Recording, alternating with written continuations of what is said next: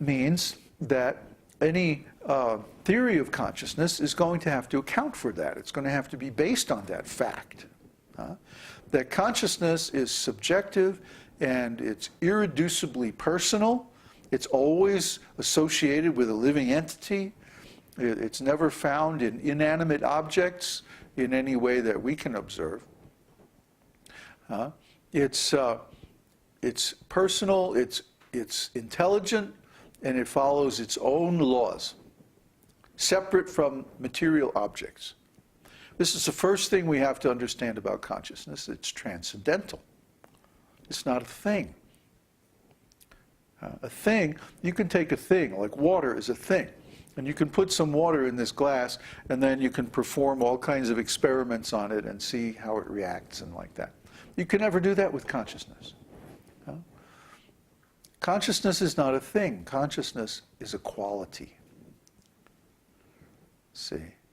It's a quality, just like a color is a quality of an object. You can't separate the color from the object. You can't take this red color and separate it out and put it in a test tube. You have red paper, red ink. See, always a red something, red paint, red feather, or red this, or red that, or red shirt, whatever. You see, you never have a red all by itself. Red is an adjective. It's not a noun. That means that red is a quality. It's not a thing. Similarly, maybe it's misleading to talk about consciousness as if it's a thing. We ought to talk about conscious people, conscious soul. But of course, because we have other adjectives that modify conscious, see, spiritually conscious soul. Spiritually, this would fit in right in with Korzybski. That this habit, this bad habit we have of elemental, what's it called? Elementalization. Elementalism. Yeah. Elementalism means we take a quality and we treat it as a thing. Or we take a process and we treat it as a thing. But actually, you can't separate the quality from the thing that it is a quality of. So if we were to speak precisely about consciousness, we would not use it as a noun, consciousness. We would only use it as an adjective, a conscious soul, a conscious person. And then we would use other adjectives like a spiritually conscious person, a materially conscious person. Instead of trying to talk about it in the abstract, like material consciousness and spiritual consciousness. Those kind of talks are a little bit misleading, or that kind of terminology is a little bit misleading, because consciousness is not a thing. So we can't actually have a spiritual consciousness as a separate thing. But I can be spiritually conscious, you can be spiritually conscious, you see, because that's a quality of a person, a quality of a living entity. So anyway, we have a theory of consciousness that accurately predicts the changes in consciousness when acted upon either by material or spiritual influences. See, and our theory is very simple. It's the theory of the mirror. You take a mirror is nothing but a piece of glass with some silver on the back, but when you hold it up to the light, it becomes light. If you hold it up to something dark, it becomes dark. If I hold it up to something red, it becomes red. If I hold it up to my face, it shows my face. How is it possible? It's just a piece of glass. Because it reflects accurately. It duplicates whatever you put in front of it. Makes a copy of it. This is important. The mirror makes a copy of the image of the object that it reflects. Just by the way that it's built. It doesn't need any moving parts. It doesn't need a memory. It doesn't need a processor. It doesn't need a camera. Huh? But just by reflecting, the mirror makes a copy of whatever you put in front of it. Similarly, consciousness makes a copy of whatever you put in front of it. And these copies are called impressions. And the quality of these impressions determine the quality of your consciousness. It's very easy to understand. Just like I have this glass, right now it has some water in it. And it's nice and clear. But if I was to put coffee in it, then it would be all cloudy and brown and dark. You wouldn't be able to see through it.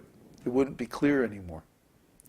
Similarly, if I fill my consciousness with impressions of spirit, transcendental things, then my consciousness remains clear and pure like this water. See? If I fill my consciousness with material things, it's like filling it with coffee. It's nasty and dark and bad smelling and icky and opaque. Can't see through it. This is a similar thing to what happens when we fill our minds with material impressions. I want to say three things at the same time here. When we fill our mind with material impressions, then it becomes opaque, dark. It does not have a lot of its higher functions. It loses them because the opacity of the material impressions covers them over. A person whose mind is full of material impressions becomes covered over. And so they lose their higher intelligence. They lose certain abilities, like the ability to control their senses and so on. See, they lose the ability to sense the truth, which is very important.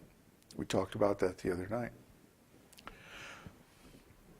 So a person who wants to help themselves, they should begin to fill their consciousness with spiritual impressions.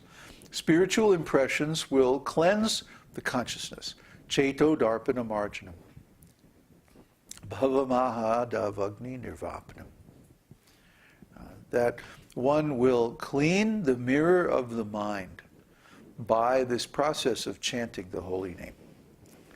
This chanting the holy name, we chant over and over and over. Why? Because we want to make many, many, many impressions of spiritual quality to cleanse the mind.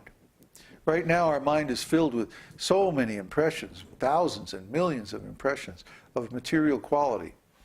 That's why we're suffering. That's why we're in anxiety. That's why we're ignorant. That's why we're conditioned. So we have to, there's no way to get rid of them. We have to clean them. We can't go into denial. We can't make believe they're not there, because they are there and they affect us. We can't say, oh, all of a sudden I'm spiritual. Where's my halo? Let's see. Yeah, that looks good. That's not going to work. Just like some people, they go down to the church, they go to a pep rally, and then they come home and I'm born again. Yeah. Well, that lasts about 2 weeks, and then they're right back at the bar or whatever. Yeah. I don't know if you could hear that. He said, I'm dead again. Yeah. Spiritual life is like real life. And we feel refreshed automatically when we engage in spiritual life. Even though we just chanted like for over an hour straight.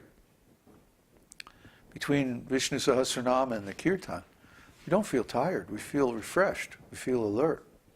The mind is cleansed, purified. And if you viewed this whole thing and went with us through that entire process, you're probably feeling that way too. Though maybe not as much as if you participated in it fully. So imagine what it would be like if you went and downloaded the 1,000 names of Vishnu and you learned the prayers and songs and you started to participate along with our kirtan. Then those impressions would be even more powerful, even more purifying. So I want to encourage you to do that. Now, question in my mind right at this time is, should we go on into the second part of Nectar of Devotion, or should we pause and discuss all the questions? Maybe I could summarize what we've been through so far, and then everyone can ask their questions, any questions that they might have. Do you feel like there's some need for that discussion, or should we just go on?